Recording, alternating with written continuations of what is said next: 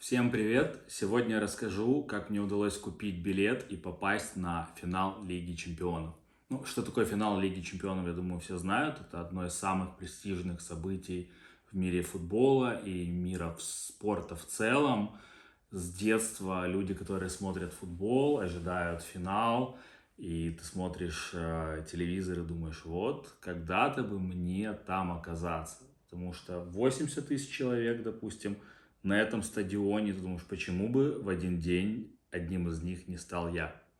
Речь пойдет про финал в Стамбуле сезона 22-23, то есть это прошлый сезон, если говорить от сегодняшнего дня, потому что в целом для меня это был очень интересный сезон. Я ходил на все матчи Милана и на все матчи Интера. Да, это немного странно, таких людей немного, но вот я люблю ходить и на Милан, и на Интер, и на еще огромное количество других команд. Вот я езжу по разным стадионам, у меня более 500 футбольных игр, более 76 стадионов. И в прошлом сезоне сложилась такая ситуация, что Милан и Интер оказались в полуфинале Лиги Чемпионов. А это значило, что одна из миланских команд точно полетит в Стамбул. И я подумал, раз я посетил все матчи этих команд, то было бы супер классно оказаться в финале. И вот это вот она возможность. Вот за это надо было хвататься. Причем самое смешное, у меня в том сезоне не было ни фанатской карты, ни абонемента, что значительно бы облегчало посещение матчей и, возможно, финала, как я узнал дальше. Но на тот момент ничего этого не было, и каждый матч это был отдельный спорт, достать на него билеты, потому что спрос на билеты на Сан-Сиро просто невероятный, и несмотря на то, что стадион вмещает 75 тысяч человек, практически каждый матч это sold out, то есть билеты вы купить практически не можете. То есть окей, если это какая-то слабая команда, то билеты заканчиваются чуть ближе к матчу, но если это топ-матч, то билеты заканчиваются вот в момент попадания в продажу. То есть вот как только билет попадает, открывается продажа, образуются там 40-50 тысяч человек очереди желающих на эти билеты, и это отдельный был спорт покупать эти билеты даже на более простые матчи.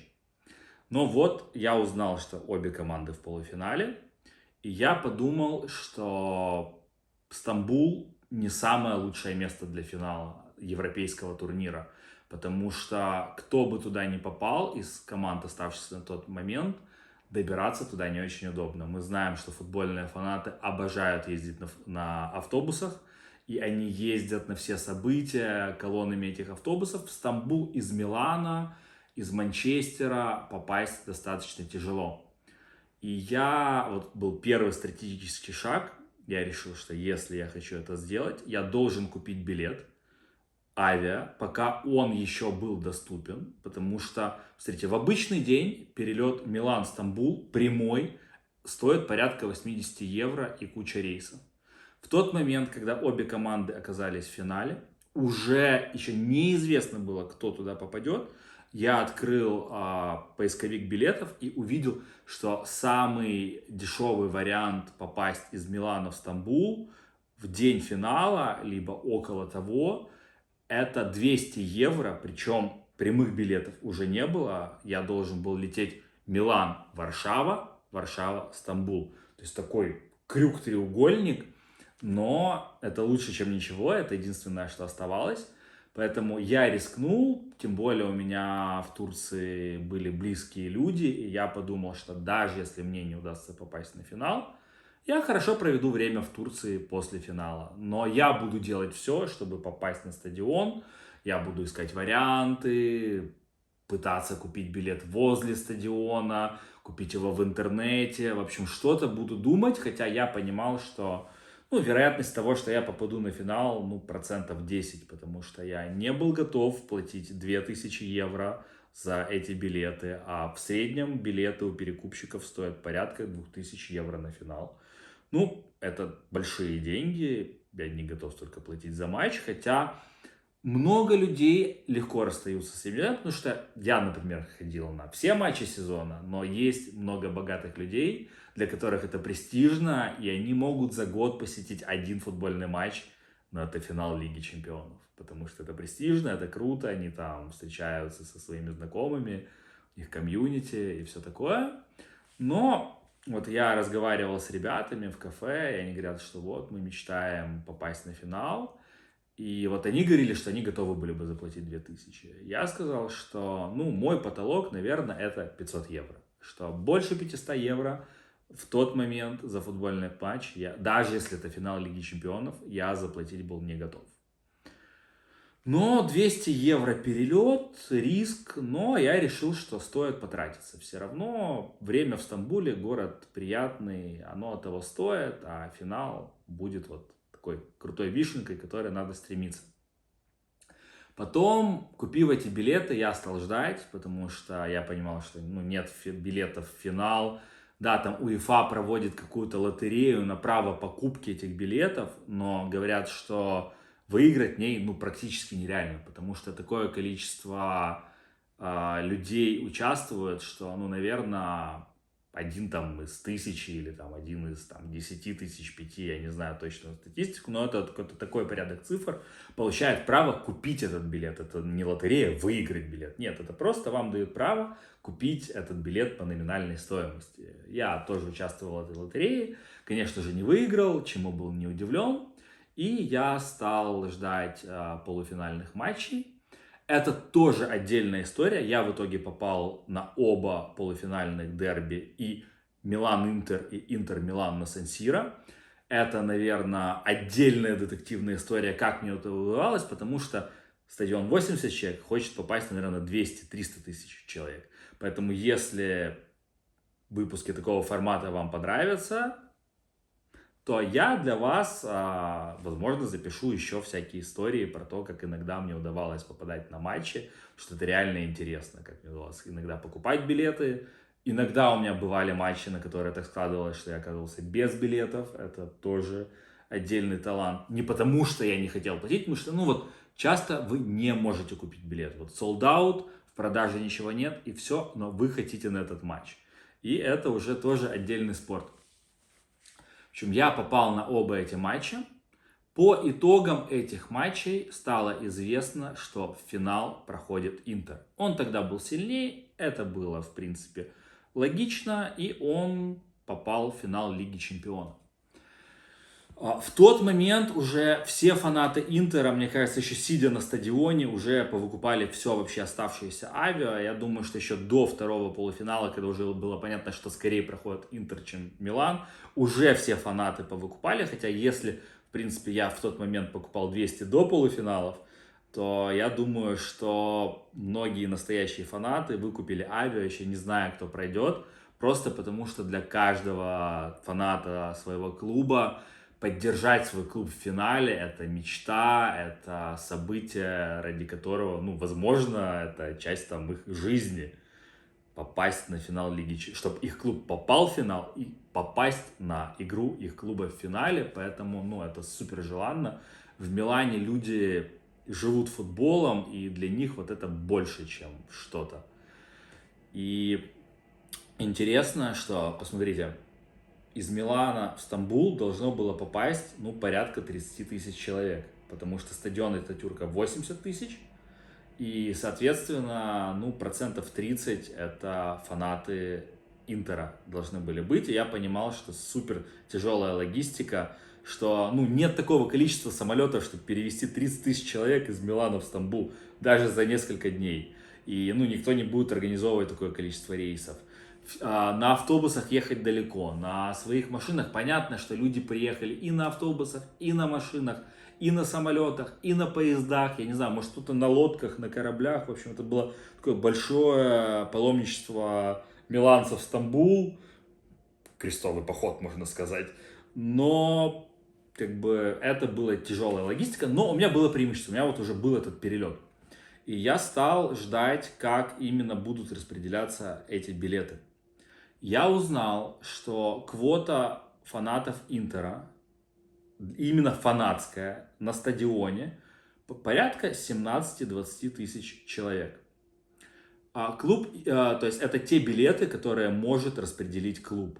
И вот клуб, по-моему, имел 20 тысяч билетов, там же родственники, работники, спонсоры, все такое. И, по-моему, они сказали, что на фанатов они дают 17 тысяч билетов. Но не каждый фанат может их купить, потому что Сан-Сиро вмещает 80 тысяч, а билетов всего 17 тысяч. Сезонных абонементов на Сан-Сиро порядка 40 тысяч только у Интера. То есть 40 тысяч человек имеют вот эту карточку, которая дает право доступа на каждый матч. То есть нельзя было сказать, что мы даем право покупки владельцам сезонных абонементов просто потому, что их больше, чем билетов на финал. Что сделал Интер? Они сказали, что мы дадим право покупки билетов поочередно тем, у кого абонемент непрерывно больше всех лет подряд. То есть, если у кого-то 30 лет подряд, там, не знаю, с какой цифры начиналось, есть абонемент, то мы вот даем вначале этим, потом тем, у кого 29 лет подряд, 28 лет подряд и так далее, и так далее. И как я узнал, происходит процесс покупки билета. Вы покупаете билет на официальном сайте УЕФА. Но для того, чтобы купить билет по вот этой фанатской квоте, у вас должен быть код фаната. И вот эти коды фаната уже распределял Интер через свой сайт. То есть вы должны были каким-то образом получить этот код фаната. И затем вы вводили код фаната на сайте УЕФА. И это давало вам право купить билет на финал Лиги Чемпионов по номинальной стоимости. Что смешно, номинальная стоимость достаточно небольшая. То есть самые дешевые билеты за воротами стоят от 70 евро. Это для футбольного матча, а еще и для финала Лиги Чемпионов. Это просто, можно сказать, не деньги. Потому что простой матч серии А может стоить 100 евро. А полуфиналы там стоили по 300 евро. То есть попасть на 70 за финал, просто вау, супер. То, что продают за 2000 перекупщики из-за спроса. Самый дешевый стоил 70, потом были билеты по 170, потом, и выше, там 4 категории было. Там, самый дорогой официальный билет стоил, по-моему, 680 евро, первая категория, это не считая вот этих всех вип-боксов и всяких там программ hospitality, потому что они там стоят по 5000 евро, по-моему, по 10, по 20, я не знаю эти цифры, туда мне пока точно рано, но вот простые билеты 680 это была первая категория. В общем, Интер сказал, что вначале он даст тем, у кого самые большие абонементы. У меня не было никакого абонемента. Но я понимал, что будут вот эти фанатские коды, по которым можно будет купить билет.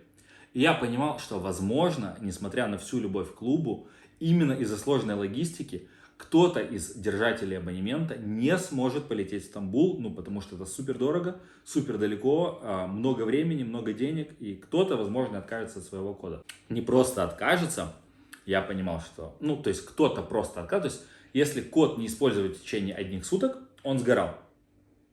И у фанатов считается, что если ты не можешь использовать свой код, то он должен сгореть и перейти к следующему фанату, тот, у кого большие абонементы.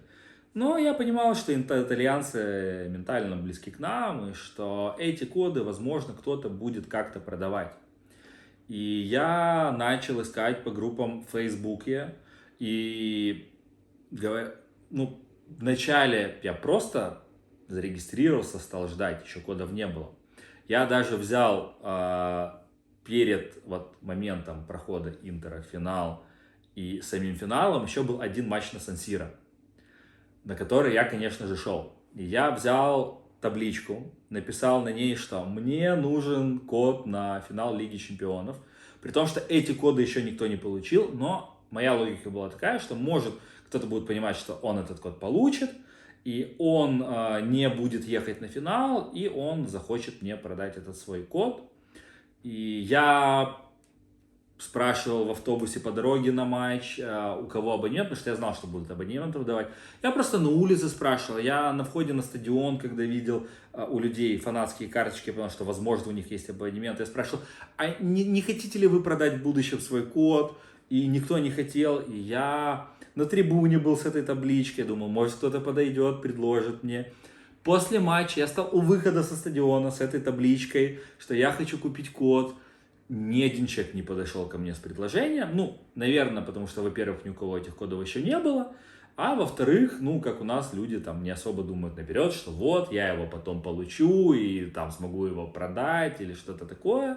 В общем, табличка не подействовало, но у меня появились вот во время моих попыток покупать вот эти все билеты, в том числе на полуфиналы, контакт фан-клуба Интера, который у меня тут на районе, ближайший.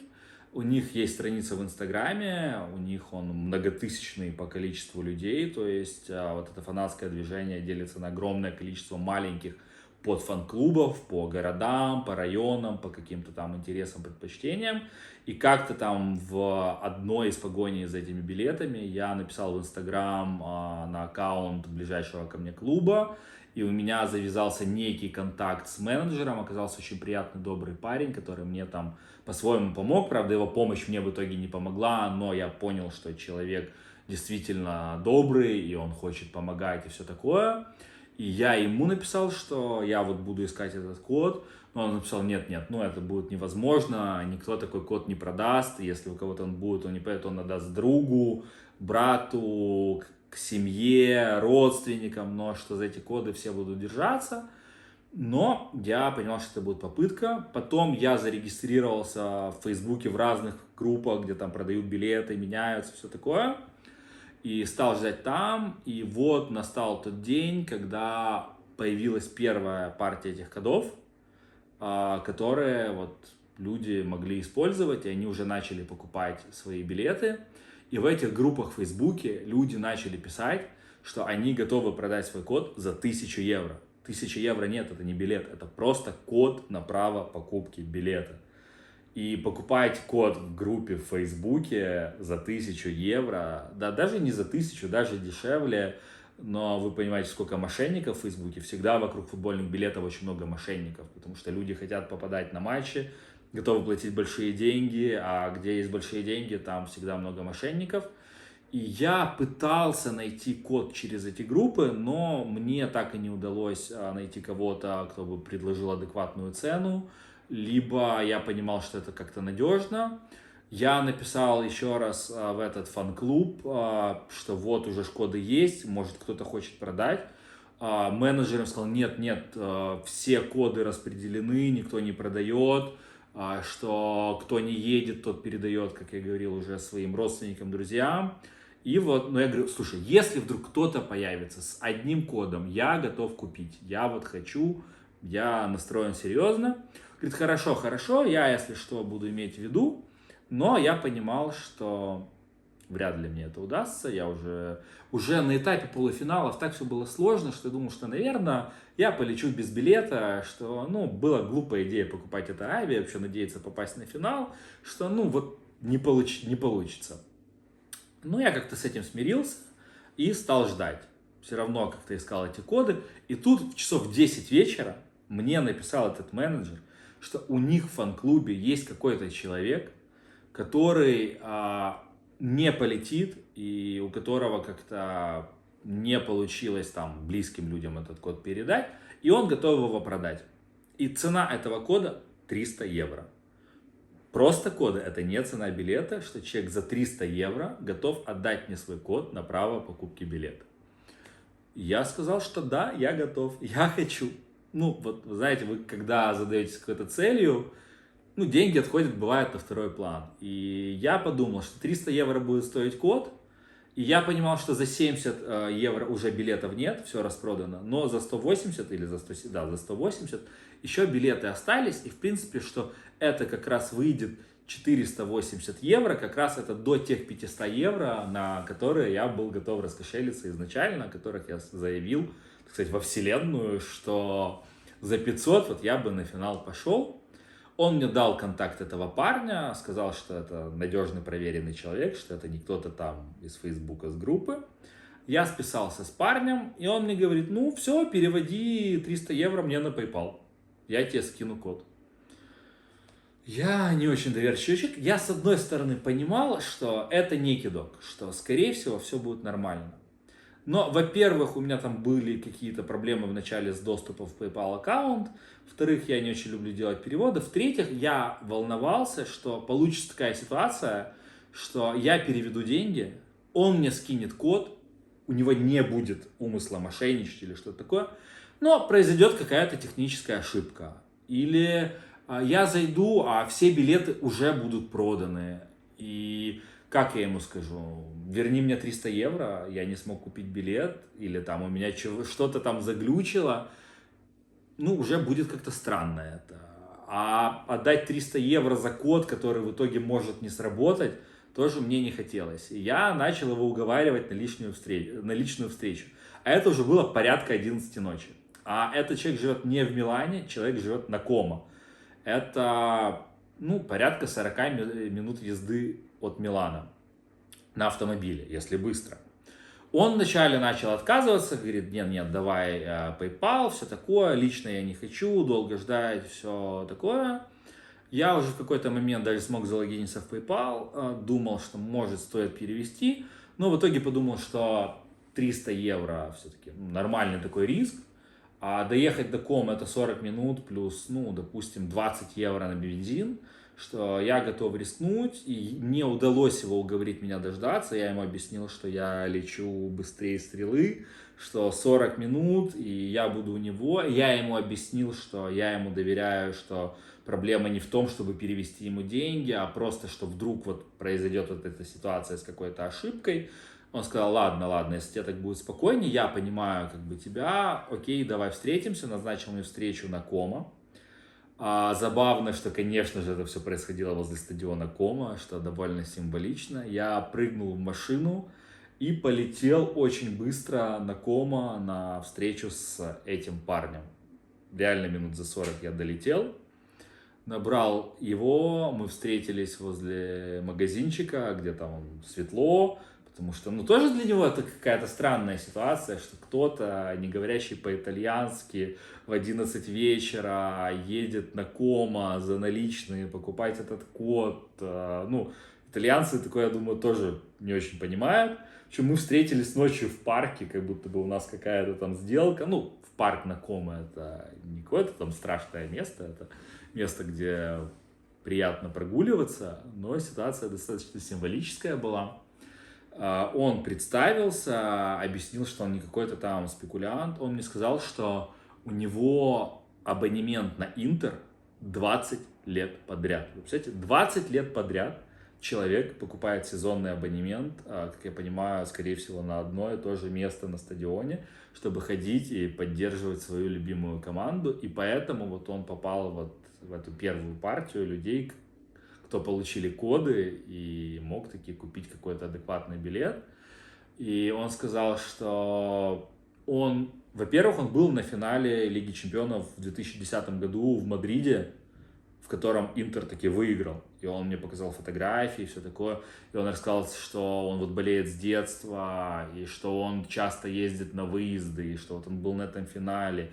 И был он там на каких-то еще куче мне матчей, показал и фотографии, что он всегда старается полететь. И что он очень хочет на этот финал, но вот его остановил именно в первую очередь вот этот вопрос авиаперелета.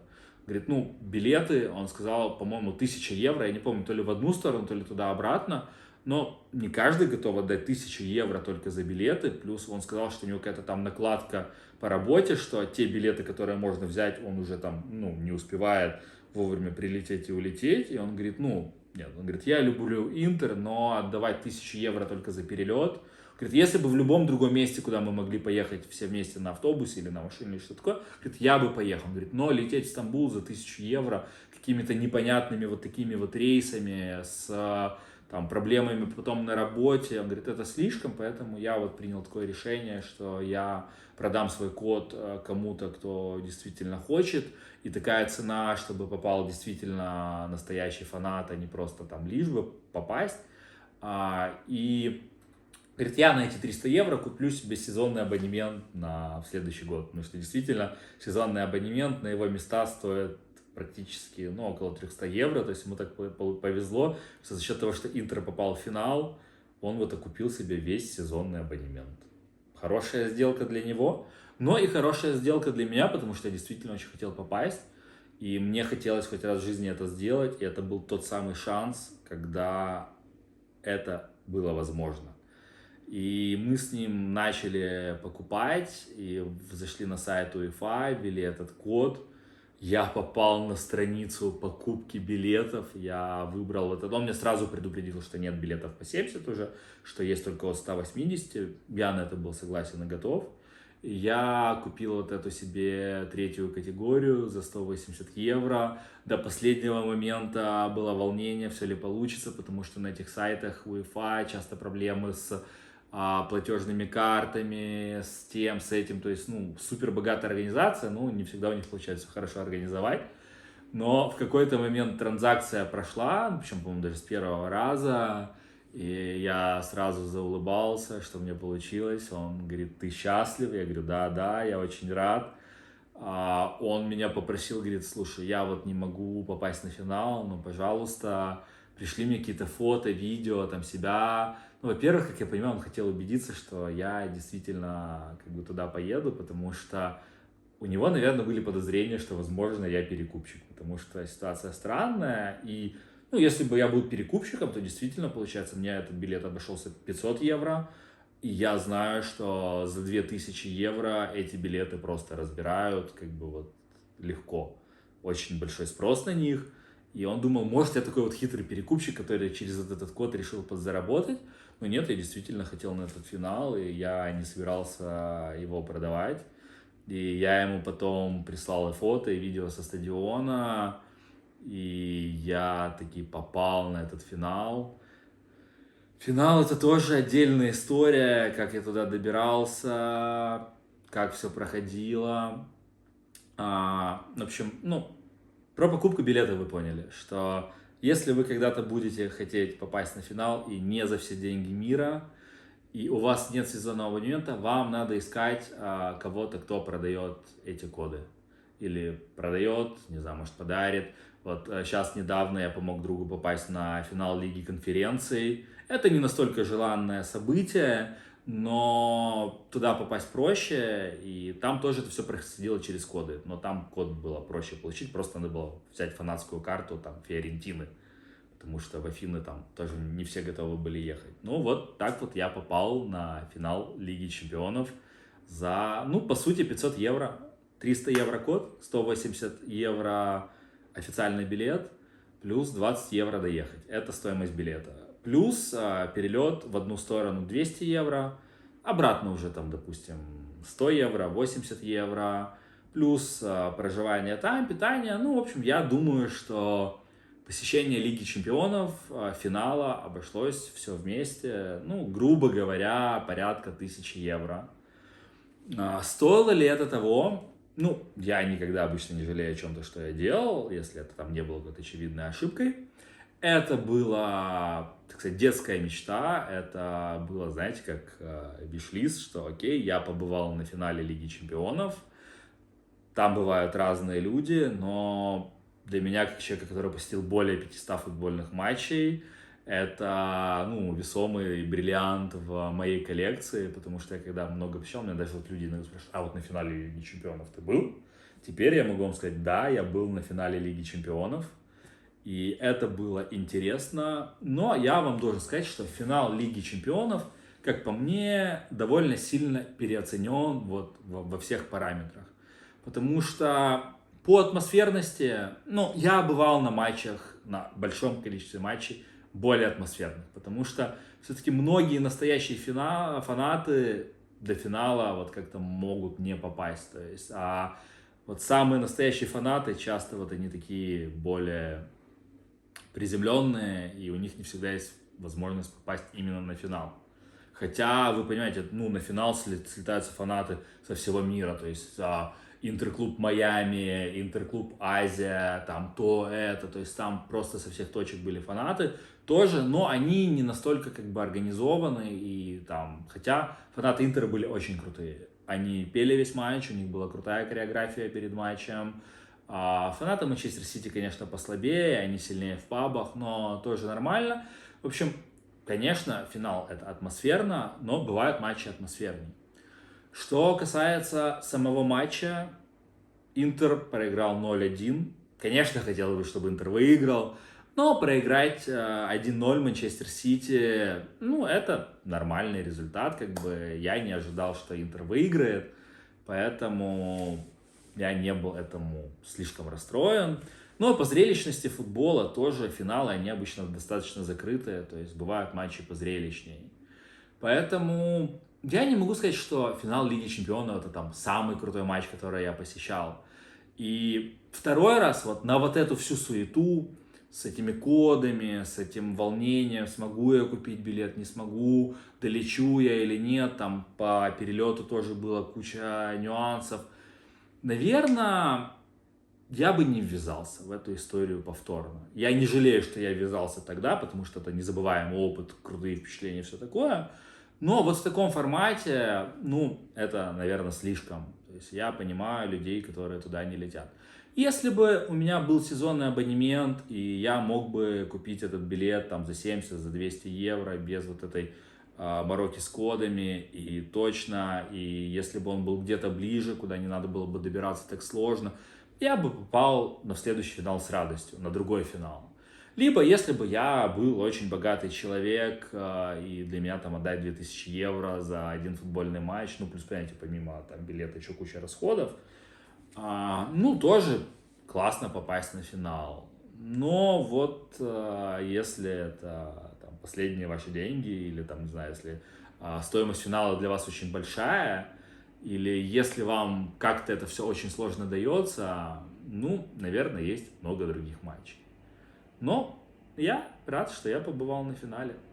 Поэтому всем спасибо за просмотр. Рад, если эта история вам была интересна. Может, когда-то после нее и вы попадете на финал за номинал или каким-то другим способом. В общем, желаю вам побольше крутых футбольных матчей. Спасибо.